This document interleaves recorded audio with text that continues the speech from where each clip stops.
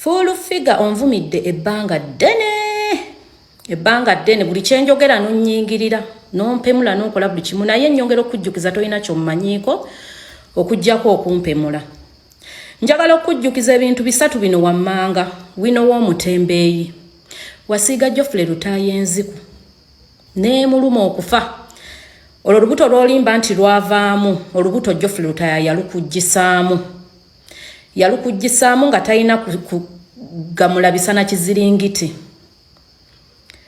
Butereevu wabaluseewo olutalo mu makkati g'abavumi ababiri. Omuvumi asooka ye Jennifer Fullfigure ate omuvumi owokubiri ye Bad Black gwe mumanyi obulungi. Kakati mu makkati g'abaana ababiri waliwo olutalo lubaluseewo lwe tutamanyi wa gye lugenda kuggweera. Kansooke nkuwa akatambi ka Bad Black katono nnyo then n'oluvannyuma ngenda kukuzzaayo nkulaga olutalo luno gye lwatandikidde nkuzanyire n'aka Fullfigure. Tutandise ne Bad Black. Fullfigure buulira abantu lwaki ennaku z'omwezi 15 obeera mu ddwaliro oyina ekirwadde ova amasira mu busolo buli 15 ogenda mu ddwaliro. Kadoma ow'Amalula family ye yakusiiga ekyo ekirwadde. Kyova olaba bwe ziba ziwera 15 feesi yeefuukuka n'ebanga ennyuma w'empisi. Abagenzi munansonyiwa obbaga Kadoma gye yakusiigira ekyo ekirwadde ku aya. Munansonyiwa obbogerako abagenzi Martin Yangume obeeyonveeyo. Fullfigure olimba abantu nti Flower mwana wa dokita we mwagenda ebugoloobi ku ddwaliro muggyeko DNA twasanga nga omwana si wa dokita. Era nkomawo ne wino w'omutembeeyi njagala onneesonyiwe ojjanjabe ekyo ekirwadde ekikulumya obusolo n'ekyakufaananya kityo kubanga wali tofaanana otyo. Wazimbulukuka wenna olinga ente emaze okuzaala. Onvumidde ebbanga ddene naye kati njagala okukutegeeza nti nze nange sirina kyenfiirwa we kuba kwewumula tugenda kwewemula we kuba kutuukayo tugenda kutuukayo. Kati kweggamba nkukooye njagala ojja obuulira abantu lwaki buli 15 obeera mu ddwaliro. Kadoma w'Amalula family yakuleka akusiigisiza ekirwadde ekikutonyeseeyo wansi wenna owunyaawunya. Ne bana abaana ba TikTok juzi yatugamba bamutwale ewa Salimu Sale ne mufuna kaloogi yakusanga obunyemmana. Ani gw'omanyira gwe kyakula sajja. Jangu obuulira abantu engeri gye weekulukunya kasolo ka simpoke ne weeyiwamu amazzi. Abaana bonna babaggyeko DNA tekutomanyi na taata w'abaana naawe omanyiira. Biki byogenda kati nze okuŋŋamba gwe kisiraani gwe. Fullfigure nkukooye tugenda kwabika tukomeyo okujjako ng'onneesonyiye. Batonzirira gwe kisiraani gwe. Geoffrey Lutaaya yawona ekinjiriiti. Olimba abantu nti olubuto lwavaamu ng'omaze omusiiga enziku. What are you talking about gwe? Mazigwe kikyo oyinza okuŋŋamba nze. Olw'okusirika obadde olowooza nti nkutya buli kanaku. Kiki ogenda okugamba abantu wano wajja n'otunyumiza muganda we yakuzina ani yakuvunaana nti bulaza wange yanzinanga yankozesanga. Era naawe oli mukwata. Ye mukyala Bad Black kansubire ebigambo bye mu byewuliriddeko. Olutalo lw'abano ddwo lubadde lusuubirwa kubanga Fullfigure abadde olumu si buli kaseera naye ng'olumu atera okumuyisaamuko ku ggaali nga Fullfigure yayisa mu Bad Black eggaali. Kaakati nno olunaku olwaleero Bad Black agambye kimala nange kankole ki kankwanukule kansubire ebigambo bye obyewuliriddeko. Luno olutalo lugenda kunyuma nnyo nga bw'okiwulira. Kankutandikire bino ebintu gye byatandikidde kubanga Fullfigure yasoose okulumba Bad Black. Kankuwa katambi katono nnyo. Ekyanjagala okunywa ogamba Bad Black tokyalina simpaze gy'onoonya mu bantu. Tokyalina ky'onoonya ku bantu. Please kendeza kabampaane. Byoga tebikyakola sense. Kubanga tokyali motivation toli motivational speak. Tolina kintu nti olina kyolabirwako. Tolina muntu kyayinza kwegombako. Bw'ovaayo n'okola kati busolo bwa sympathies maama waffe ate gundi that is nonsense. Tebigenda gattako mukwano. Simanyi nti YouTube channel gitandise kati. Bakulimbe tolina kugenda ku inspiringa. Kuba we brandinga bubi. Okuva mu ntandikwa eri. Mu ntandikwa ayo. wakola brand embi.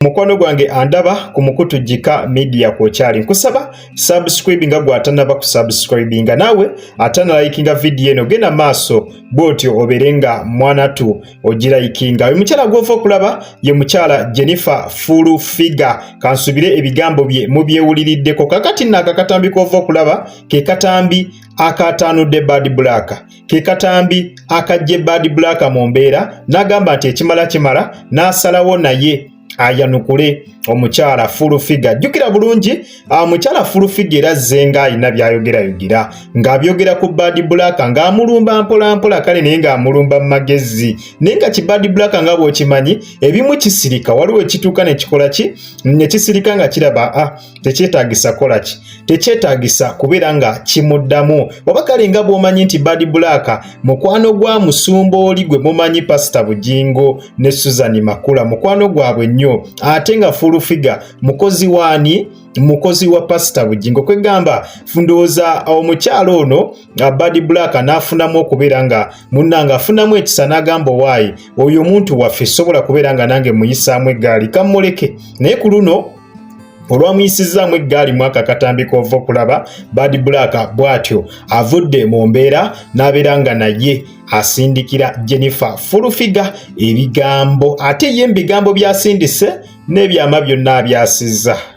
Kyetutamanyi oba ebyama byasizza bituufu oba bikyamu. Jjukira buli wabeera okuyisinganya ebigambo ewabeera okwevuma ewabeera okwerangira ewabeera entalo mainly era omba musuubirawo ebigambo okuyitiŋŋana. Mu bigambo ebiyitiŋŋana mubaamu ebituufu mubaamu n'ebyobulimba. Kati kyetumanyi oba omukyala Bad Black byayogedde ku Furufiga bituufu oba bikyamu. Mpuliddemu ne Geoffrey Lutaaya naye amutaddemu ataddemu ne Geoffrey Lutaaya. Mu Geoffrey Lutaaya yayitayo kewa Furufiga mbu yayitayo ewa Furufiga mbu n'olubuto n'amuforcinga okulugjamu mbu ng'atya okuswala. Ebigambo nga bw'obiwulidde bw'atyo omukyala Bad Black munnange bw'abyogedde oluvannyuma lwa Furufiga okumutankuula omukazi naye n'ava mu mbeera n'asalawo ebyama bw'atyo abeere nga mwanattu abyasa. Nze kyendowooza ekyaleese olutalo luno jjukira olunaku olw'okwoseggulo omukyala Bad Black yavaayo ku mukutu gwe omugatta abantu n'ategeeza nti Dr. Jose Chameleone abanjibwa miliyoni 600 nti waliwo omugagga eyamuwa miliyoni 600 azinvestinge naye Dr. Jose Chameleone sente ezo mbu n'azikwata n'azikozesa ebiki n'azikozesa ebibye. Kakati omugagga mbu yatuuse okukomawo nga Chameleone talina accountability gy'asobola kulaga ki mugagga kwe kusalawo okwerwaza. Kati jjukira Jennifer Furufiga ali ku side eya Dr. Jose Chameleone era Jennifer Furufiga bw'aba ku side ye aba ayagala buli muntu abeere ku side ye.